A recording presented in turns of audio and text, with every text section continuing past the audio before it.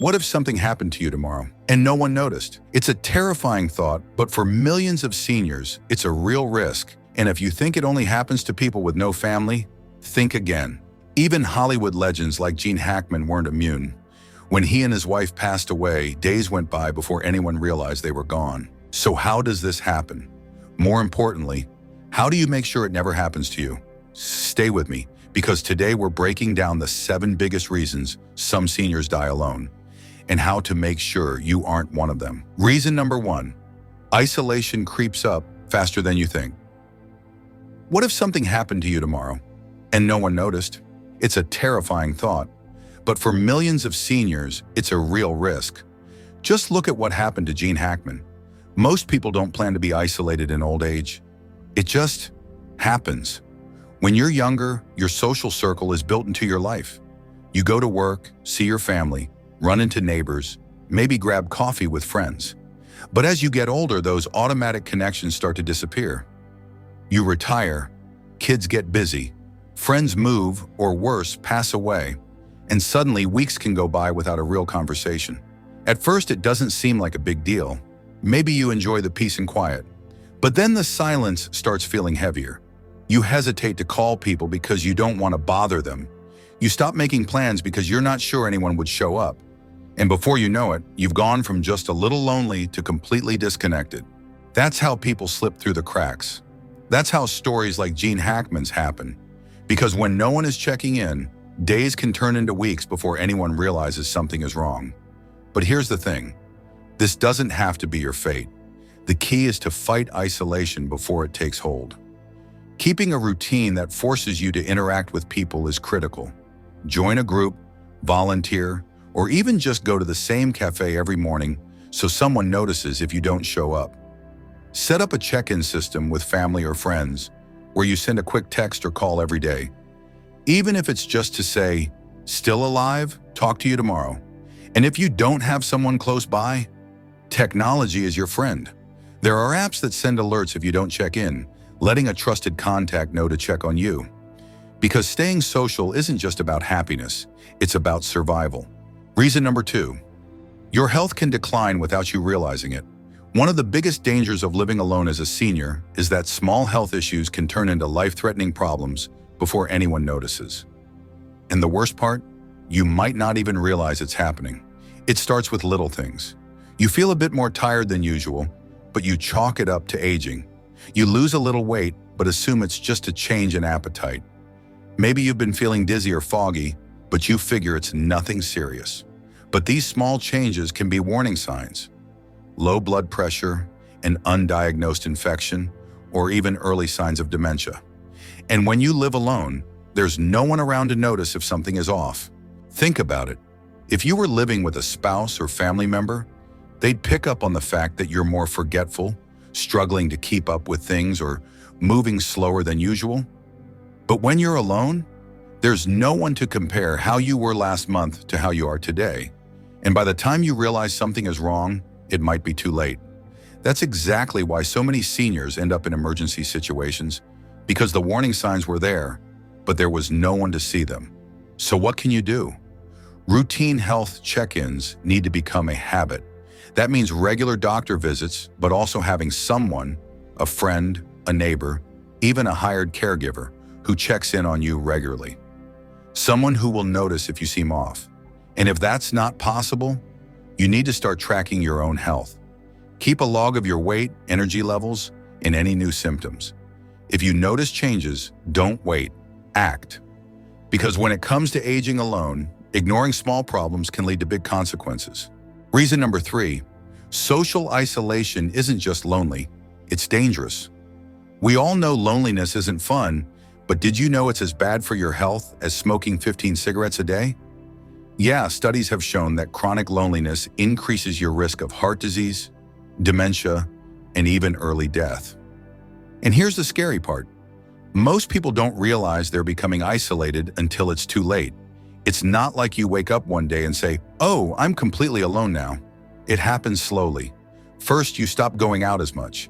Maybe driving at night feels unsafe, or you just don't have the energy. Then the phone calls with friends become less frequent. Family members get busy with their own lives. Before you know it, Weeks or even months have passed since you've had a real conversation with someone. And the more isolated you become, the harder it gets to reach out. You start convincing yourself that no one wants to hear from you, that you'd just be a bother. But that's not true.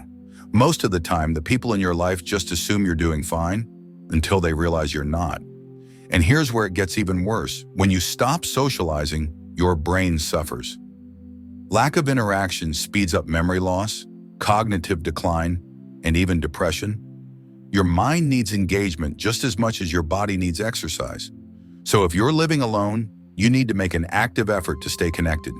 Join a club, volunteer, call someone every day, even if it feels awkward at first, because once isolation takes hold, it's hard to break free.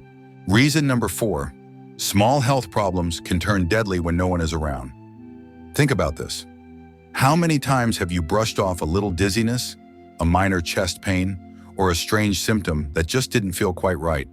When you live alone, those little things can turn into a serious emergency before you even realize what's happening. Let's say you have a bad fall. If you're living with someone, they call for help immediately. But if you're alone, you could be lying there for hours, maybe even days before anyone knows. And it's not just falls. What about a stroke, a heart attack, a sudden drop in blood sugar? These things can happen fast. And when there's no one around to call 911, the outcome is often much worse. Take Gene Hackman's case. His family thought he was fine until they found out he and his wife had been dead for days. No one checked in. No one noticed. And by the time they did, it was too late. Now I know what you might be thinking. I'm careful. I take care of myself. That's great, but accidents don't wait for the perfect time. And as we get older, our ability to bounce back from a medical emergency isn't what it used to be. This is why regular check-ins are crucial. Whether it's a daily call with a family member, a neighbor stopping by, or even a medical alert system, having a safety net could mean the difference between life and death. So ask yourself, if something happened to you right now, how long would it take for someone to find you? If the answer makes you uncomfortable, it's time to put a plan in place. Reason number 5, people assume you're fine until it's too late. You might think, if something happened to me, my family would know right away. But would they? The truth is, as we get older, people assume we're managing just fine until the moment we're not. Maybe you've always been independent. Maybe your kids or grandkids think, oh, they'd call if they needed anything. But that's the problem. Seniors often don't want to bother anyone. They don't want to admit when they're struggling, even if they desperately need help. And what happens? Days pass, then weeks. People get busy. They assume you're okay, just like Gene Hackman's family did. And then one day they realize they should have checked sooner. This is why you can't rely on people just knowing when you need help. It's why setting up regular check-ins is so important. A simple text, a quick call, a neighbor stopping by. It doesn't have to be much, but it has to be something. So think about it. If you went silent for a few days, would anyone notice? Would they check on you? If the answer isn't clear, now's the time to change that. Because by the time people start wondering, it might already be too late. If you've made it this far, I want to hear from you. Comment here down below to let me know you're watching. And if you haven't already, make sure to subscribe and turn on notifications so you don't miss future videos like this. Now let's keep going. Reason number 6, a health crisis can leave you unable to call for help. Imagine this. You're at home, going about your day, when suddenly you feel dizzy, your legs give out. You reach for your phone, but it's just out of reach. Maybe it's in another room. Maybe you black out before you can even think to call for help. This isn't just a worst-case scenario. It happens all the time. Strokes, heart attacks, sudden falls. These things don't wait for a convenient moment. And when you live alone or have long gaps between visitors, those critical minutes can turn into hours, or worse. People always think, oh, I'd just call 911. But that assumes you're able to. It assumes you're conscious, that you haven't dropped your phone, that you can actually move. In reality, many seniors who suffer a sudden medical event don't get help. Not because no one cares, but because no one knows. This is why having some kind of emergency plan is crucial. Whether it's a medical alert system, a daily check-in call, or even just a neighbor who knows to knock if they haven't seen you, it could make all the difference. So ask yourself, if something happened right now, would help reach you in time? Or would people only realize something was wrong when it's too late? Reason number 7, the longer you go unnoticed, the harder it is to recover. Let's say the worst happens. You have a fall, a stroke, or some kind of medical emergency, and no one finds you for days. Even if you survive, the damage is often irreversible. Dehydration, infections, pressure sores from lying in one spot too long, these things can take a serious toll. A simple fall that could have been a quick hospital visit turns into a long-term disability, or worse, a permanent loss of independence. And then there's the psychological side. Being left alone in a vulnerable state, waiting for help that never comes, does something to a person. It breaks their spirit, it creates fear, anxiety, and a deep sense of isolation. For many seniors, the moment they realize no one is checking in on them isn't when they're feeling fine.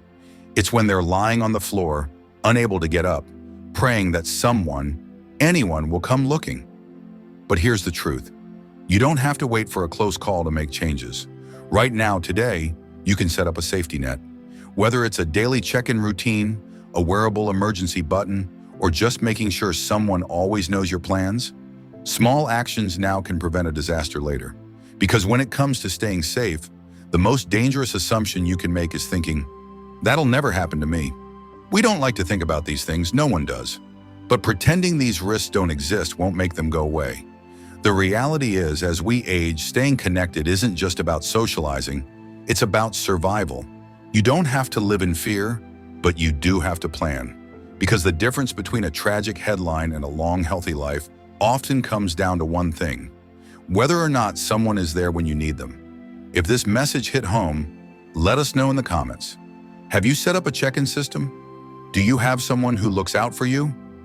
Or is this a wake-up call?